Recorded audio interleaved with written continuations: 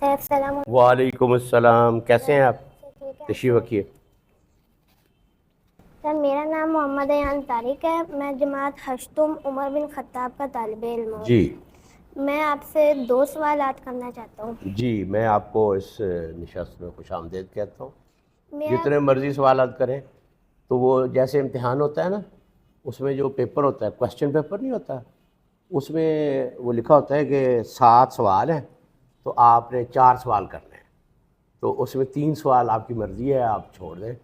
تو آپ بھی ایسی گنجائش رکھا کریں، ہو سکتا ہے مجھے کسی سوال کا جواب نہ آتا ہو، پھر کیا بنے گا؟ سر، میرا پہلا سوال ہمارے وطن کے بارے میں ہے۔ جی سر، 1947 میں پاکستان اور ہندوستان ایک ساتھ آزاد ہوئے، مگر آج ایک ساتھ تھے جی۔ ایک ساتھ آزاد ہوئے، مگر اگر آج دیکھا جائے تو ہندوستان پاکستان سے بہت سے محاذ پر کافی آگے نکل چکے، اس کی کیا وجہ ہے؟ اس کی کیا وجہ ہے؟ اس کی دیکھیں، پہلی بات یہ ہے کہ جس وقت پاکستان بنا اس وقت نا ایک جھگڑا ہو گیا۔ جھگڑا سمجھتے ہیں؟ لڑائی ہو گئی۔ کس کے درمیان؟ مسلمانوں کے آپس کے درمیان لڑائی ہو گئی۔ مسلمان 2 حصوں میں تقسیم ہو گئے۔ کیسے تقسیم ہو گئے؟ کچھ لوگ کہتے تھے کہ پاکستان بننا چاہیے، اور کچھ لوگ کہتے تھے پاکستان نہیں بننا چاہیے۔ آپ کو پتہ ہے اس بات کا؟ اچھا، یہ مسلمانوں میں نا اس کا بڑا جھگڑا پیدا ہو گیا، تو کام تو اسی وقت تھوڑا سا خراب ہو گیا۔ میری جو رائے ہے وہ یہ ہے کہ جو لوگ پاکستان نہیں بنانا چاہتے تھے ان کی رائے غلط تھی، ان کا موقف درست نہیں تھا، اور ان کے اس موقف کی وجہ سے جو مسلمان ہیں ان کو نقصان پہنچا۔ تو دوسرا آپ نے کہا کہ جو بھارت ہے یا ہندوستان ہے وہ ہم سے زیادہ ترقی کر چکا ہے، یہی آپ نے اس کی وجہ آپ جاننا چاہتے ہیں۔ اس کی جو بنیادی وجہ ہوتی ہے نا، کسی بھی ملک میں ترقی کو بہت ساری وجوہات ہوتی ہیں، جو اس کی سب سے بڑی وجہ ہوتی ہے نا، سب سے بڑی وجہ وہ ہوتی ہے کہ آپ کا جو سیاسی نظام ہے، آپ کی جو حکومت ہوتی ہے، آپ کے جو لیڈر ہوتے ہیں، وہ ملک کو چلانے کا ایک نظام ان کے ہاتھ میں ہوتا ہے نا۔ اگر ٹھیک طریقے سے چل رہا ہو تو ملک ترقی کرتا ہے۔ اگر وہ آپس میں ہی لڑتے رہیں، جیسے پاکستان میں ایک دوسرے کے خلاف لڑتے رہتے ہیں ہر وقت، ہمارے جو لیڈر ہیں، یہ جو ریاست کے ادارے ہیں، یہ آپس میں نا ایک دوسرے سے لڑتے رہتے ہیں، ایک دوسرے کی ٹانگ کھینچتے رہتے ہیں، کبھی کوئی کسی کو نکال دیتا ہے، کبھی کوئی کسی کو نکال دیتا ہے، تو ملک میں ہر وقت ایک لڑائی جو ہے نا وہ برپا رہتی ہے، جس کی وجہ سے اس ملک کی تعلیم متاثر ہوئی، اس ملک کا بزنس متاثر ہوا، اس ملک کی زندگی کا کوئی پہلو ایسا نہیں ہے جو اس دھینگا مشتی سے یا اس لڑائی سے متاثر نہ ہوا۔ اور اس میں ایک بہت بڑا مسئلہ یہ ہے کہ امانت نہیں ہوتی۔ میں آپ سے کہتا ہوں کہ یہ میری آپ کے پاس امانت ہے، تو آپ نے اس کا خیال رکھنا ہے۔ تو جو قوم ہوتی ہے نا، اس کی امانت جو ہوتی ہے وہ اس کے لیڈر کے پاس ہوتی ہے۔ کس کے پاس ہوتی ہے؟ وہ جو حکمران ہوتے ہیں، تو وہ تو سارا پیسہ لوٹ کے ادھر ادھر چلے جاتے ہیں سارے، تو اس لیے ہم بہت پیچھے رہ گئے ہیں، اور ہندوستان جو ہے وہ ہم سے ترقی کر چکا ہے۔ اس سے بچا بھی تو جا سکتا ہوگا؟ ہاں، یقیناً، کیوں نہیں بچا جا سکتا۔ اس سے بچنے کا طریقہ یہ ہے کہ وہ لوگ جو ملک سے محبت رکھتے ہیں وہ آگے آئیں اور ملک کو استحکام دیں، ٹھہراؤ دیں، چیزوں کو ٹھیک کریں۔ تو یہاں ہم خوف کا شکار ہیں نا، تو لوگ ڈرتے بھی بہت ہیں۔ تو وہ لوگ جو اس ملک پر قبضہ کر کے اس کو لوٹنا چاہتے ہیں وہ زیادہ طاقتور ہیں، اور اس لیے ہمارے حالات ہر روز ترقی کی بجائے نیچے کی طرف جا رہے ہیں۔ بچنے کا طریقہ صرف یہ ہے کہ جو محب وطن لوگ ہیں وہ اپنی امانت کو جو ان کے پاس ہے، جیسے ٹیچر ہیں انہیں اچھے طریقے سے پڑھانا چاہیے، بچوں کو پڑھنا چاہیے، ہمارے جو حکمران ہیں ان کے پاس جو قوم کے پیسے ہیں اس کا خیال رکھنا چاہیے، تو اس طرح کی چیزیں جب کچھ لوگ مل کر کریں گے تو پھر شاید حالات میں تبدیلی آ جائے، پھر ہم بچ سکیں اور ترقی کر سکیں۔ تو سر پہچانا کیسے جائے گا کہ کون صحیح ہے کون غلط ہے؟ یہ تو کافی اہم سوال ہے، ٹھیک ہے نا، کہ ہم کیسے پہچانیں کہ کون اچھا ہے اور کون اچھا نہیں ہے؟ یہ بڑا مشکل کام ہے بیٹے۔ دیکھیں، ہم لوگوں کی اچھائی اور برائی جو ہے نا وہ ان کے کام سے پہچانتے ہیں۔ کس سے پہچانتے ہیں؟ کام، یعنی جو بندہ کوئی کام کرتا ہے اس سے ہمیں، یعنی چور جو ہے جب چوری کرتا ہے تو ہم کہتے ہیں کہ اس نے بہت برا کام کیا اور یہ آدمی اچھا نہیں، ہمیں پتہ چل جاتا ہے نا۔ آپ کو کلاس میں بھی پتہ چل جاتا ہے، کئی بچے ایسے ہوتے ہیں جو بعض کا کسی کے بیگ سے کوئی چیز نکال لیتے ہیں یا کام نہیں کرتے، یا کسی کی کاپی انہوں نے پھاڑ دی یا انک گرا دی، اس سے آپ کو اچھے برے کا پتہ چل جاتا ہے نا۔ آپ کو یہ بھی پتہ چلتا ہے کہ اس کلاس میں اچھا کون ہے، پتہ چلتا ہے نا۔ اسی طریقے سے ہم لوگوں کے کاموں سے یہ پتہ چلاتے ہیں کہ کون اچھا ہے اور کون اچھا نہیں ہے۔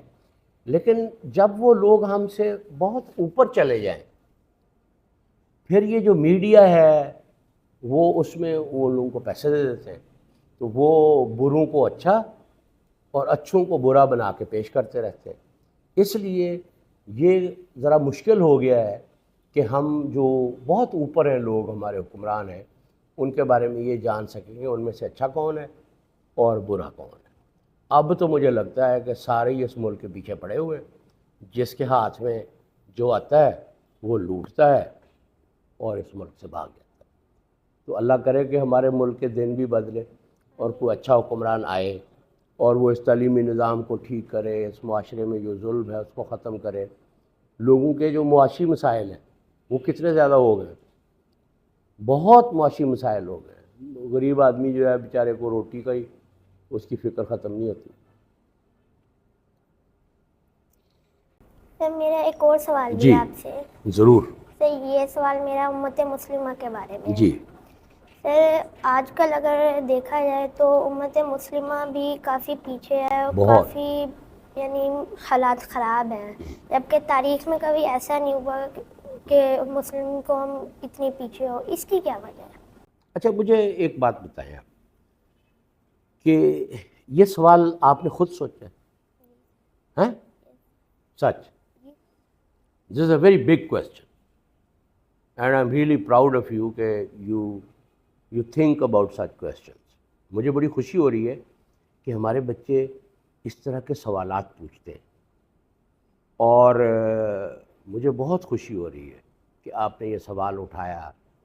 دیکھیں، آپ 8ویں میں پڑھتے ہیں اور اس عمر میں اس بات کا ادراک کا مطلب ہوتا ہے کسی چیز کا پتہ چل جانا، اور یہ احساس کہ ہم جو سارے مسلمان ہیں دنیا کے وہ بہت پیچھے ہیں، ٹھیک ہے نا۔ اس کا ایک بہت بڑی وجہ تو ابھی جو غزہ میں نہیں ہو رہا، فلسطینیوں کو جو شہید کر رہے ہیں، اس سے ہمیں پتہ چلتا ہے نا کہ ہم کتنے کمزور ہیں، ہماری کوئی بات سنتا ہی نہیں ہے۔ تو تاریخ میں تو کبھی ایسا نہیں تھا۔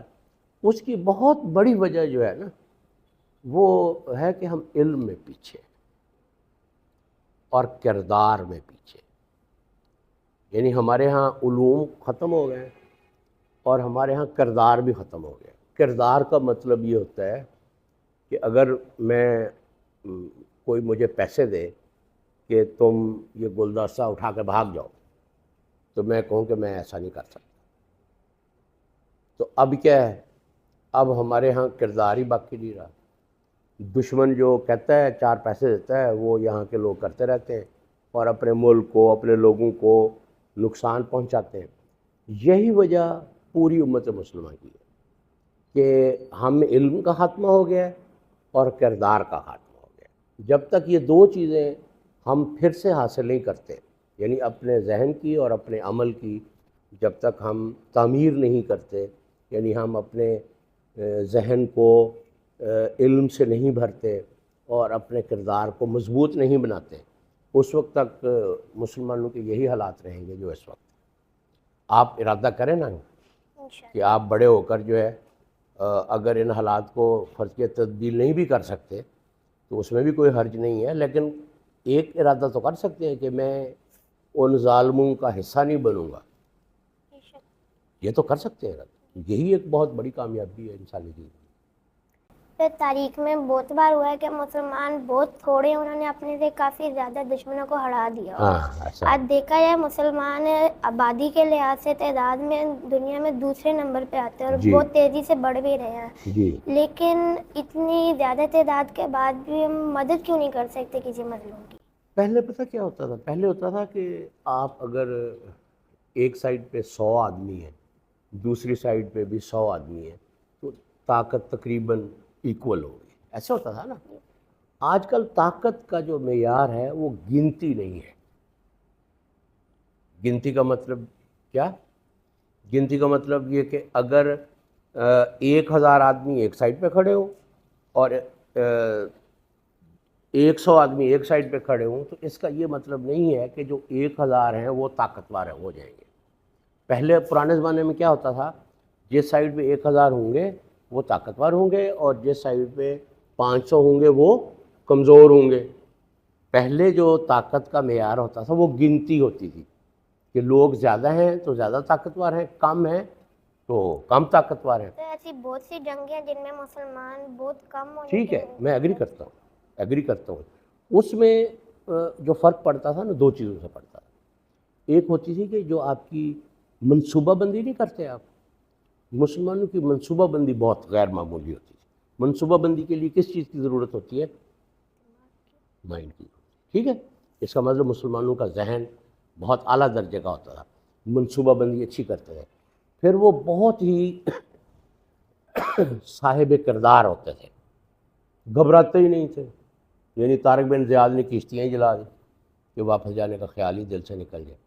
یہ بات، اس سے میں آپ سے متفق ہوں کہ کم تعداد، قرآن مجید میں بھی آتا ہے کہ کئی بار ایسا ہوا ہے کہ تھوڑے سے لوگوں نے، قلیل تعداد نے بڑی تعداد کو شکست دے دی۔ ٹھیک ہو گیا،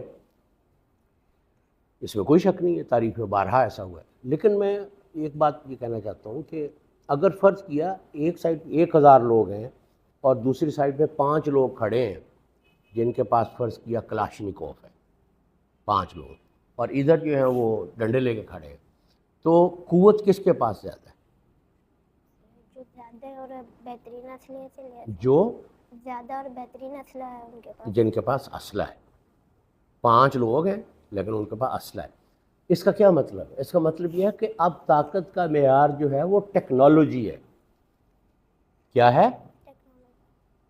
اگر ایک آپ نے اپنے دشمن کو پچھاڑنا ہے تو آپ کے پاس ہوائی جہاز ہونا چاہیے تاکہ آپ جا کے اس کے اوپر بم پھینک سکیں، ہے نا ایسے؟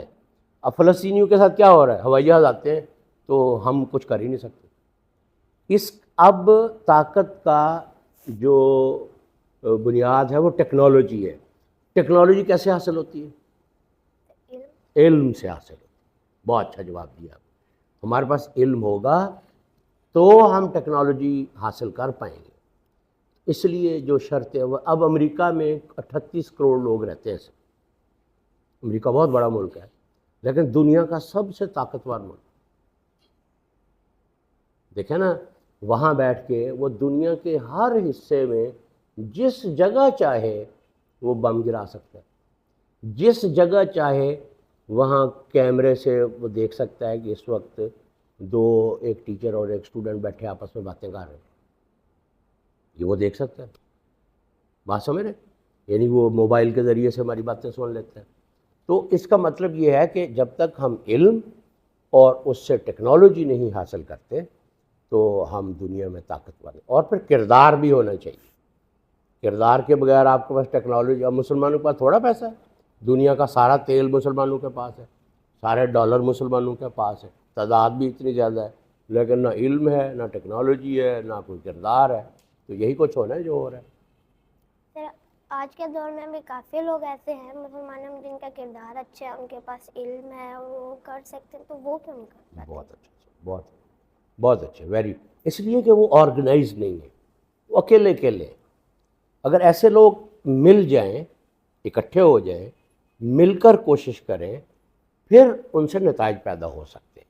اگر فرض کیا ایک اچھا آدمی ہے، وہ 40 اچھے آدمی، 100 اچھے آدمی، 1000 اچھے آدمی سعد آباد میں رہتے ہیں، 5-10 ادھر رہتے ہیں، 8-10 ادھر رہتے ہیں، اور وہ سارے بکھرے ہوئے ہیں، آپس میں ایک دوسرے سے گلہ شکوہ ہے، مل جل کر کام نہیں کر سکتے، تو پھر بھی یہی حالات رہیں گے۔ جب تک ہم مل کر مشترکہ مقاصد کے لیے، مشترکہ مقاصد وہ ہوتے ہیں جس پر آپ بھی یقین رکھتے ہو، میں بھی یقین رکھتا ہوں، ہم دونوں کہیں کہ ہاں یار یہ چیز ہم نے حاصل کرنی ہے، تو جب تک ہم سب مل کر وہ کام نہیں کریں گے نا، اس وقت تک وہ چیزیں حاصل نہیں ہو سکتی، ہم اسی طرح سے کمزور رہیں گے۔ تو سر یہ اتحاد کیسے ممکن ہے؟ یہ اتحاد کیسے ممکن ہے؟ یہ یعنی کہ نا، یہ اس اتحاد کے لیے نا لیڈر چاہیے ہوتا ہے۔ کیا چاہیے ہوتا ہے؟ جو علم والے ہوتے ہیں ان کا ذہن مضبوط ہوتا ہے، جو لیڈر ہوتا ہے نا اس کا ارادہ مضبوط ہوتا ہے۔ لیڈر کسے کہتے ہیں؟ جس میں ول پاور ہوتی ہے، جس میں قوت ارادی ہوتی ہے، جس کا ارادہ مضبوط ہوتا ہے، اس کو لیڈر کہتے ہیں۔ جس کا ذہن مضبوط ہوتا ہے اسے عالم کہتے ہیں۔ ٹھیک ہے، یہ جو لوگ اکٹھے ہوتے ہیں تو وہ کس وجہ سے ہوتے ہیں؟ جب لیڈر آ جائے۔ اگر لیڈر ہو تو وہ اس طرح کے سارے لوگوں کو اکٹھے کر لیتا ہے، اگر نہ ہو تو جیسے ہمارے حالات ہیں آج کل اسی طرح رہیں۔ لیکن مایوس نہیں ہونا چاہیے۔ آپ سوچتے ہیں نا، جو آدمی سوچتا ہے وہ راستہ نکال لیتا ہے، یہ بات یاد رکھیے۔ آپ کبھی زندگی میں سوچنا بند نہ کریں۔ جو آدمی سوچتا ہے وہ راستہ نکال لیتا ہے۔ یہ آپ میری بات اس کو نا یاد کر لیں اچھی طرح سے۔ آج سے 10 سال بعد، 15 سال بعد آپ کو یہ بات پھر سے یاد آئے گی کہ جو آدمی سوچتا ہے وہ راستہ نکال لیتا ہے۔ آپ سوچ رہے ہیں، آپ کی سوچ جو ہے وہ ہو سکتا ہے امت مسلمہ کے لیے بہت فائدہ مند ہو، اور مجھے امید ہے کہ جس رخ پہ آپ جا رہے ہیں، اس طرح کی سوچ سے ہی جو ہے وہ روشنی پیدا ہوتی ہے، راستے روشن ہوتے ہیں، اور قوموں کی تقدیر بدلتی ہے۔ وہ سوچ اسی طرح کی ہوتی ہے جس طریقے سے، جس انداز سے آپ سوچ رہے ہیں۔ شکریہ سر۔ Most welcome. بہت اچھا لگا، آپ نے بڑی اچھی باتیں کی۔ میں نے بھی آپ سے سیکھا کہ مجھے اس بات کا اندازہ ہوا کہ ہمارے جو نوجوان ہیں وہ کیسے سوچ رہے ہیں۔ ٹھیک ہے، بہت اچھا۔